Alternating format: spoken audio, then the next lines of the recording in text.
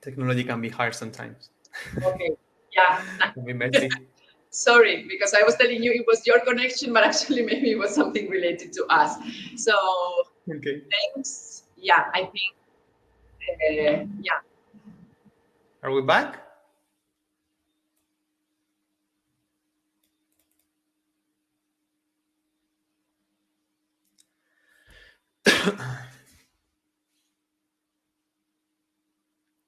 Okay.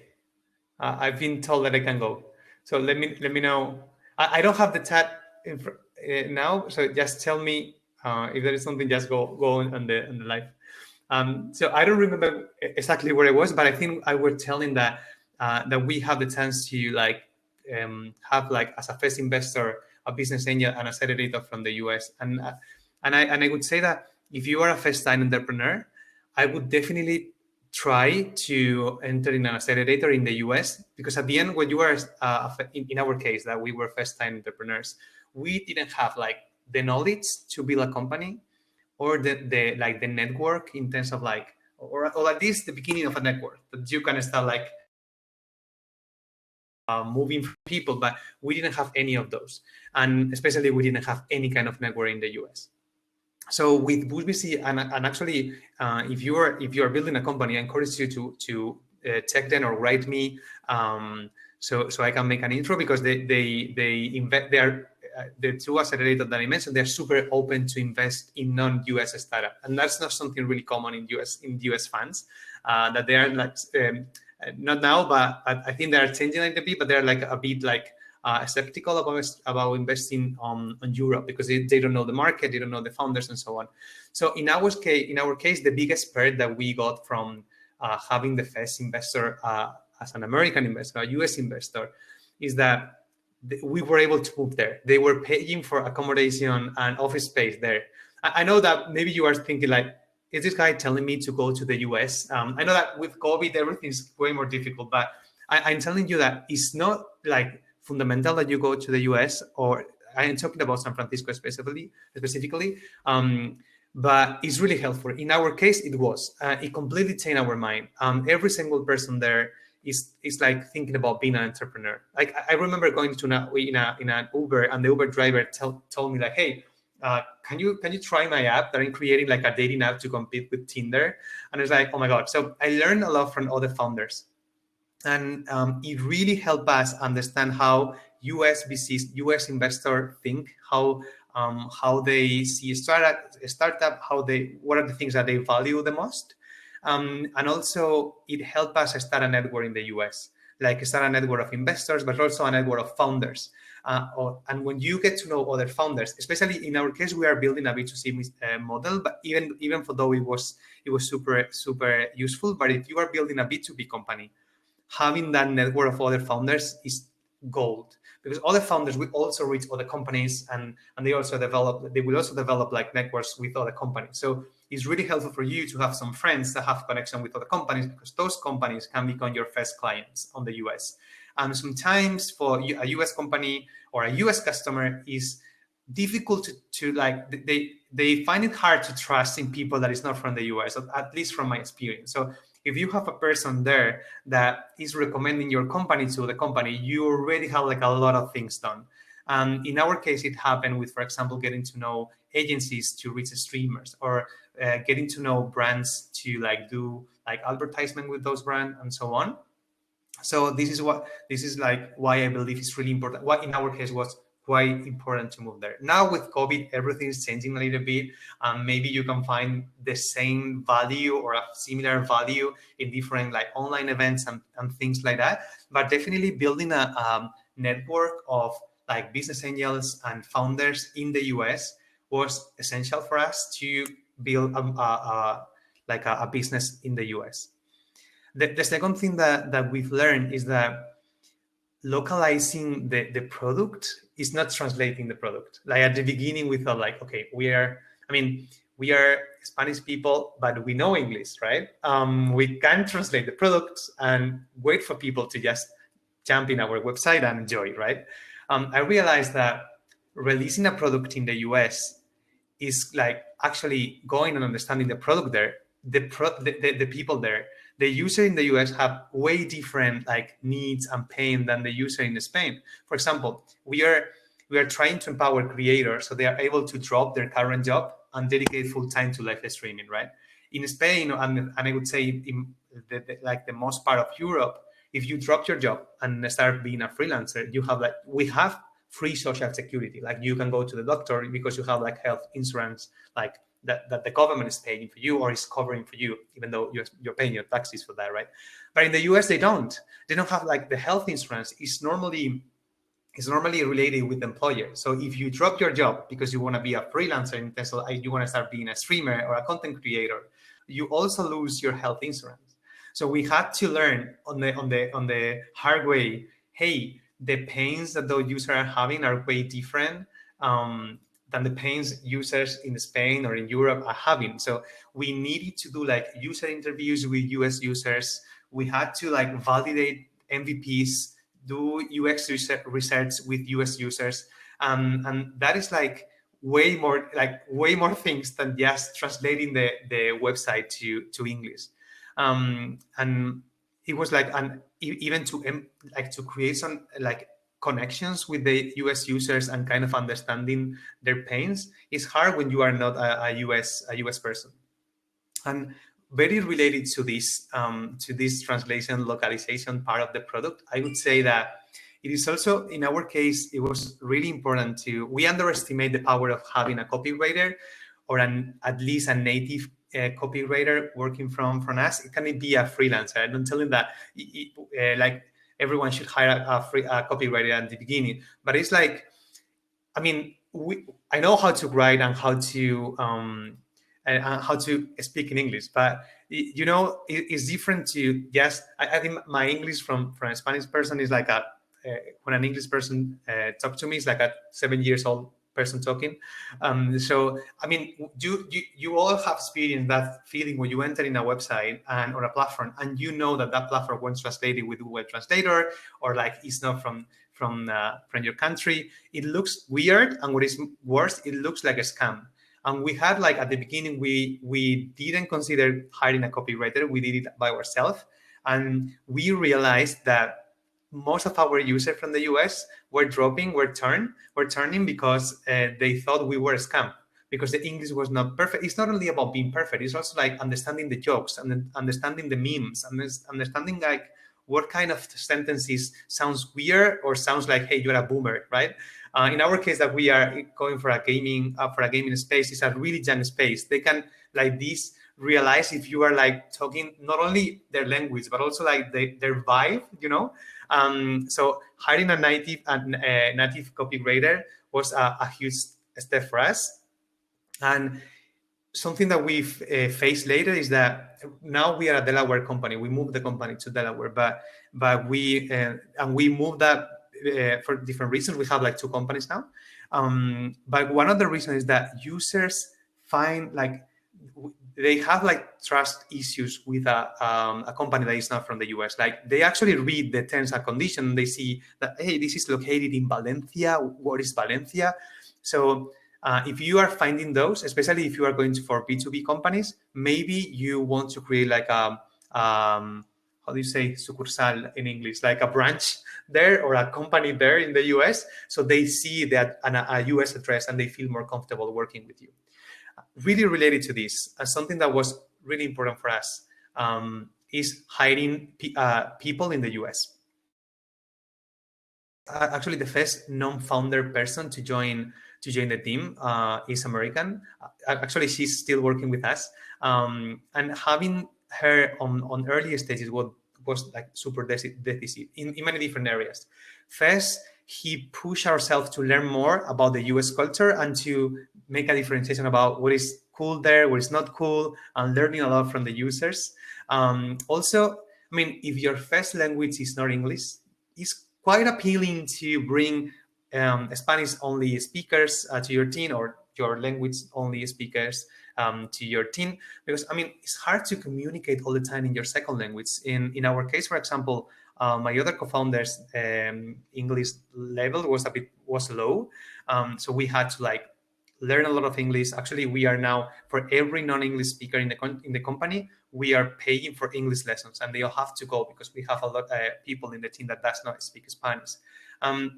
It forces you to learn English. It forces you to be out of your comfort zone all the time. It's like you have to start thinking in English. You have to start writing in English. Like you cannot afford to rate like the notes for a meeting in Spanish, because then other people in the team won't be able to understand that.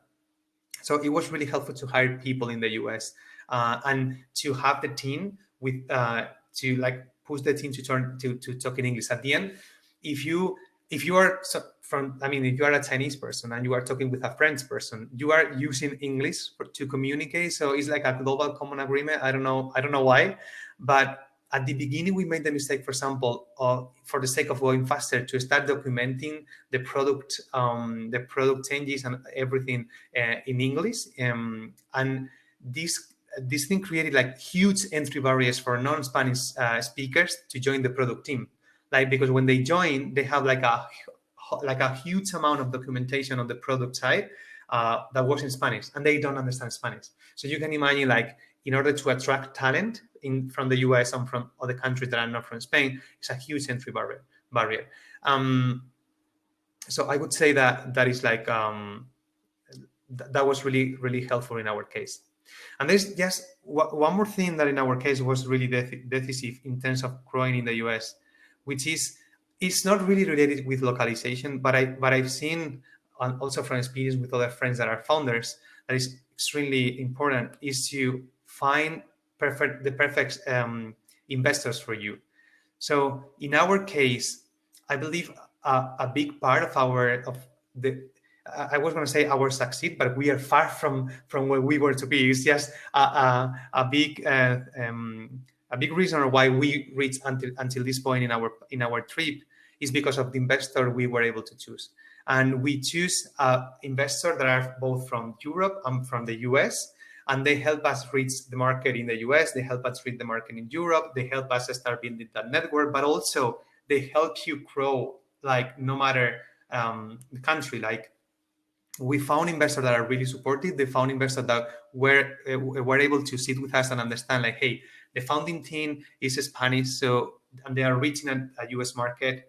So this create like different kind of entry barriers that other founders from the US, for example, don't have. So they really need to understand that. They really need to understand that they are working with a non-US company, that we don't understand most of the things at the beginning, that we don't share like the culture that they have, that we don't share like a lot of the things that they have. And in that case, having investors, in our case, that we in the last round was with Bessemer, and they were starting to get used to invest in Europe, was decisive, because they were able to understand, like, what are the kind of difficulties that European founders have to build like a business in the US, and giving us advice to overcome those challenges was really important. There's a good news here, which is that a lot of US fans are now focused, like, are now bringing efforts to Europe. This is both having, like, this is incredible news for founders, because we have access to more capital and more investors, but also European investors are like a bit afraid and concerned that these US investors are coming to eat their food. So right now they are changing the status quo. You know that investors traditionally they are like, hey, I will sit here, wait for founders to come, pitch their idea, and I will decide what company I will invest. And now everything is changing because of the US investors coming to Europe. And now it's more like the funds are really looking like working hard to find the best deals, the best startups. And it's not like the founder going to the VC offices to pitch them. It's the other way around. The funds are coming to the office to pitch the founders. And this is because of the US investor coming to Europe. So that would basically like the main learnings that I've learned in the last few years, building a company from Spain to the US, or mostly the US. I would say that if you have like more questions that you love to talk to me, I'm really open to have like a virtual coffee, because now with COVID it's hard to have like a regular coffee. My Twitter is Albert_MG, EMEGE. So just write me and we can keep talking about that. Oh, thank you so much, Albert. Yeah, I'm really sorry that we run out of time for questions, but thanks for giving your Twitter address so people can reach you afterwards. And thanks you so much for the practical tips. I think they are really useful. And also, I would like to highlight at the beginning you started saying that you learned from other CEOs and now you want to give back to other entrepreneurs. And I love this because I think it's a concept that I also learned in the US when I lived there, and it's also very aligned with Techstars, which, as you know, we are organizing this event during Techstars Startup Week Valencia. And thank you for giving back to the Valencian startup community with your learning experiences, which I'm sure have been very helpful. For sure. Thank you, and all the best. For sure. Have a great day. Thanks so much. Bye-bye. Thanks. Okay, so yeah, I think we are learning a lot during this afternoon. And as I was saying before, the next session is going to be about Select USA Investment Summit 2021, which is this main event that happens in the US for businesses interested in the US and making investments there. So now we are very honored to have Mr. Cameron Worker, which is the commercial counselor from the American Embassy in Spain. Mr. Worker, well, while you are joining us, oh, there you are. Good afternoon. Good afternoon. Yeah, thank you so much for being with us and for explaining the startups, what Select USA Summit it is, and the opportunities that it represents for the startups interested in the US market. Great. Well, thank you. It's a real pleasure to be here. I do have some slides later on to share if I can figure out that maneuver. Not quite sure yet, but I just want to make sure you can hear me okay. Yes? Okay, great. Well, it's just a real pleasure to be here this afternoon. Be invited to participate in the launch of Jump Startup. I want to thank Margarita and the entire Social Nest Foundation for asking me to participate today. It's a beautiful day here in Madrid, although I would say that I would love to be in Valencia to participate in a live event, but let's say next year. Next year will be the year to have a live event. Very much looking forward to that. I was listening to Albert's presentation, and I got to say I'm going to change my presentation a bit. He really gave a great case study of what it's like to be an actual startup company and start in the United States with some great tips. And so I want to build on that a little bit. I probably will go a little bit more macro. He was very micro, but some really, really good tips. His story reminded me of a story when I used to work at the U.S. Embassy in Colombia and had a Colombian friend who was very much looking to start his own company, a tech startup, digital company. And he very much followed in the footsteps of what Albert was talking about in terms of going to California, starting out in San Diego, really trying to make connections within the venture capital world and make those connections. And Albert talked a lot about, really not knowing what you don't know. And just starting up a company in Spain is hard enough in terms of making sure that you're following the rules and regulations. But starting up in a foreign country is even more complicated and can be even more confusing. And so knowing who to talk to navigate some of those issues is really invaluable. I noticed Albert just happened to drop that they had two entities in the United States. One was in Delaware. Well, I can only imagine he did that for tax purposes. Delaware is world famous for companies incorporating there for tax purposes. I can't say that was his reason, but whenever I hear somebody starting in Delaware and they're not an insurance company, I think that's for tax reasons. But nevertheless, let's start big and go small. So I want to just start off building on what Albert said and everybody else. Why the U.S.? Why go to the United States? And Albert talked a lot. Let me just give you kind of the bigger picture. First of all, Spain is actually the 10th largest investor in the United States. Spain's got a portfolio in the United States valued at over $76 billion. Likewise, the United States itself is the largest foreign investor here in Spain, with over $55 billion invested. So there is a tremendous amount of two-way cash flows going back in terms of business and startup. And those Spanish companies and a lot of companies going to the United States really are from the innovative and technology-related sectors. There really is the advantage, which I'm going to talk about in a minute as to why that is.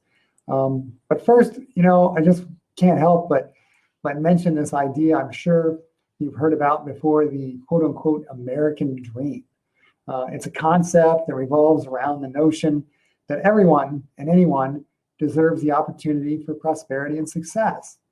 The American culture encourages taking risks, way back to John D. Rockefeller and J.P. Morgan to today, Bill Gates, Elon Musk. The United States is just a very strong supporter of entrepreneurship. In fact, the United States is the #1 ranked destination by A.T. Kearney over the last 8 years in a row as the #1 destination for FDI, just reflecting the global confidence that people have in the U.S. market. So why does the U.S. rank #1? There's just a lot of factors. First and foremost, you can't discount the fact that there's over 300 million consumers. Now, having worked in China for about 8 years of my life, they have about 1.4 billion people. They're not going to sell anything to everybody. So it doesn't matter if it's 1.4 billion people in China or 300 million people in the United States. You got to pick your market, right? You have to target. Alvaro talked about customizing. Well, you don't just customize your product, you customize your marketing plan. So please keep that in mind as well. The United States and Spain enjoy a bilateral tax protocol that was just updated a year ago, November 2009, which eliminates double taxation on U.S. and Spanish companies, which certainly is a huge benefit as you grow your company, as Alvaro said, from 1 to 30, 2 to 30. It starts to make a difference. But most importantly, especially with the audience today that's really focused on that tech and innovative concept, the United States has got one of the world's strongest intellectual property systems that protects Americans and foreigners alike. In fact, U.S. intellectual property law does not differentiate based on the color of your passport. Doesn't matter if you're from the United States or Spain. Your IP is protected equally. So I don't know if you know, but the U.S. Patent and Trademark Office receives over 1 million patents for review every year. And over half of the utility patents filed every year come from foreign sources. So come and develop your new technology in the United States, because why? Because you'll be protected.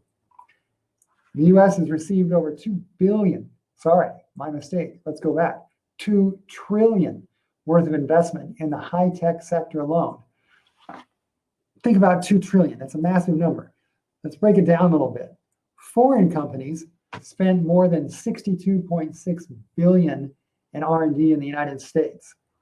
If that's an impressive number, American university spending in R&D totaled more than $75 billion. That's just to say that the gray matter, that gray matter up here is all over the United States and encouraging your entrepreneurship, encouraging your innovation. So now hopefully you're thinking to yourself, how do I get on this action? How do I get in on this action that previous speakers spoke about and that I'm speaking about now? So I'm failing to fully appreciate how I can share my screen, but I'm going to try. I think I'm doing it, but I can't quite be sure. I did that, and now I'm here in the middle one, your entire screen. Hard to say. Ooh, look at that. I might be doing it. So sorry for the, just learning the system here. So again, so how can you get in on the action? So one way is to join the U.S. Department of Commerce's annual Select USA Investment Summit, which is scheduled for the first week of June 2021 in Washington, D.C. This is the best way to learn firsthand about the entire FDI and entrepreneurship ecosystem that the United States has to offer. Now think back to what Albert was saying in terms of, all the information that he needed to know, that he didn't know, that he learned while he was there. The Select USA Summit literally is a one-stop shop for all of your investing in the United States questions and needs. Not only is every state in the United States represented, but lawyers, banks, venture capital firms, they are all there to meet you. So in 2019, it was the first time that we dedicated an entire portion of the program to startups and scale-ups. And we call that Select USA Tech. We had 93 startups from 29 countries join the Investment Summit. 40 of them participated in a presentation, or what we call a pitch fest, to a panel of 9 judges from the venture capital world. We were so excited that at the finale of the pitch fest, the first prize went to a Spanish company, a company called Moonshot Innovations. This was a tremendous achievement, not only in terms of programming, but obviously for our Spanish company that participated. So this is an opportunity for you to learn firsthand, not just kind of fishing around, so to speak, but firsthand from experts, how to do a tech startup in the United States, how to protect your intellectual property in the United States, and how to address venture capital firms. Learn what they're looking for to entice them to invest in your applications. So again, we're still looking forward to announcing further details for the 2021 event when they become available, and we will be sure to pass them through Social Nest Foundation to get that out to all of you in a timely manner. But for now, save the date, early June 2021. And we welcome you all there. We welcome reaching out to us. There's my email address. Please don't hesitate to contact myself and my office. I'm not as cool as Albert. I don't have a Twitter handle. 8 years in China has made me a little social media shy, so to speak. But with that, I will wrap up. And thank you very much for your time. And again, I'm happy to take any questions if there are. Otherwise, thank you very much, and have a wonderful afternoon. Enjoy the rest of the program. Thank you. Thank you. Thank you, Mr. Worker. Yeah, I think that I lived in the U.S. for 2 years, and you are mentioning about the American dream, and definitely it's such a stimulant environment where when you are there, the entrepreneurship it's in the air. so definitely. Select USA Summit, I'm sure that it definitely is a place where startups can go and get the contacts and interest and make their startups really to make a leap. I'm sure about that. So yeah, thank you so much for the information about Select USA. We will be looking forward for the details when they come. So thank you so much for sharing all that information about the summit to us.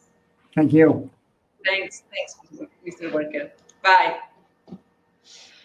Okay, so let's go on. So now we have our last session for today, and we have the pleasure now to have another CEO, which is Álvaro Verdoy, who is the CEO of SalesLayer, another startup that was born in Valencia, but also internationalized to the US.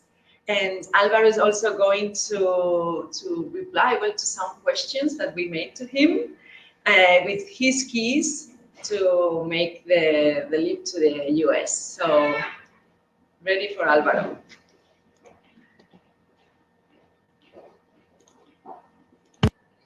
It's Jumpstart Talk. Let's have a talk with Álvaro Verdoy, CEO of Sales Layer. Why should founders target the US as a potential market?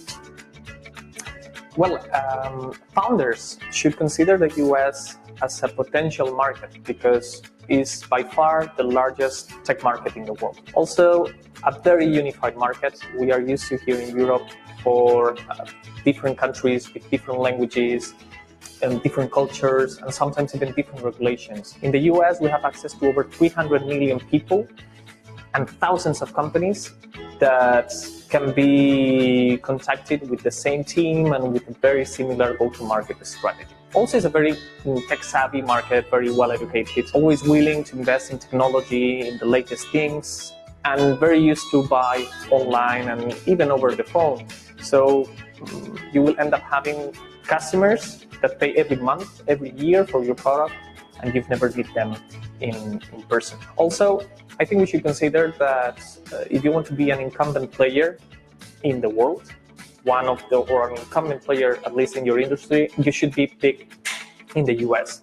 There are no leaders in any industry that are not big or very big also in the US. When is the right time to start operations in the US?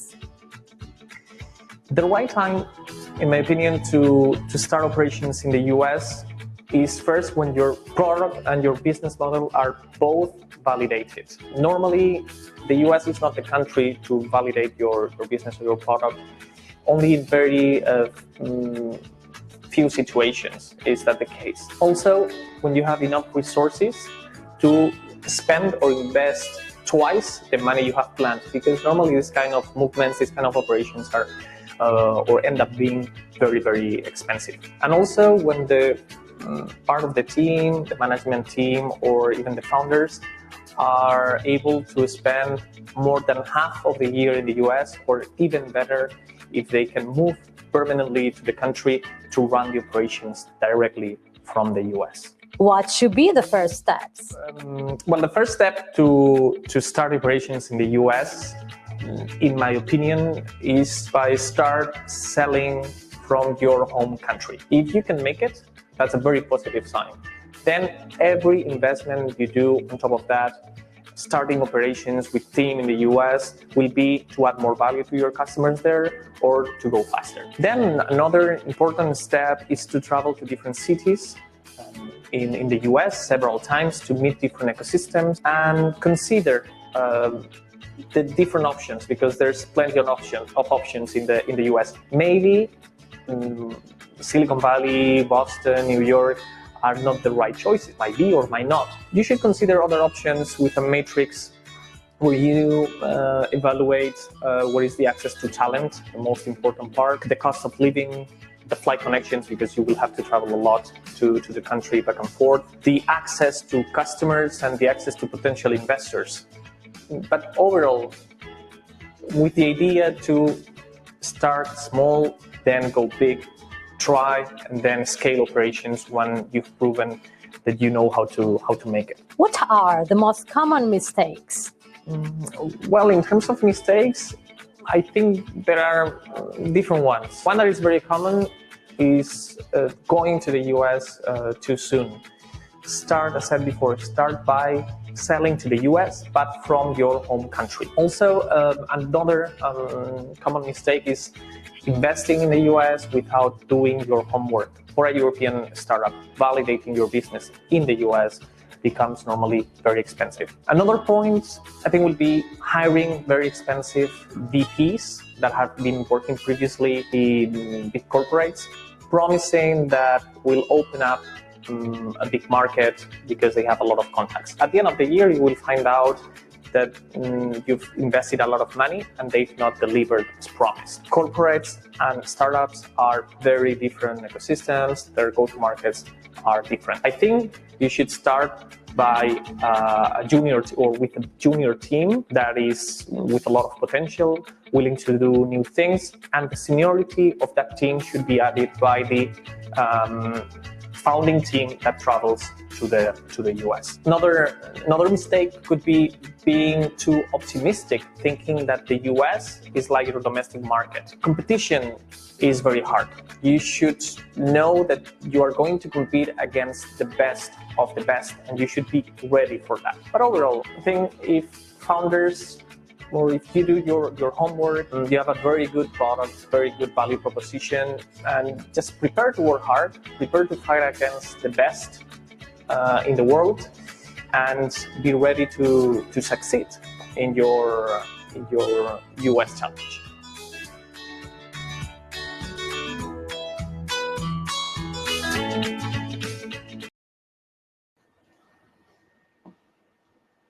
Thank you, Alvaro. Well, we had the pleasure to have Alvaro in March when we did our Jump Startup program with the Valencian startups, and it's great. He is doing a great job in Sales Layer, and he shared many of his learnings as he has just done, and yeah, it was wonderful. So yeah, someone to look for and seeing what he's achieving with his startup, because definitely it's great things coming, I'm sure. And well, we are coming to the end of this Jump Startup Next event. We hope that you have found very useful tips and learnings from our experts and CEOs, so you can apply them in your startup, in your strategy, in the process of your internationalization of your startup to the US. We have seen there are many opportunities, a great market to do things. So please follow, or at least consider these tips in this process. And well, we hope that we can stay in touch. You will be able to follow these sessions in the future. We will be sharing them in case you miss something. And thank you so much for being there. Thanks.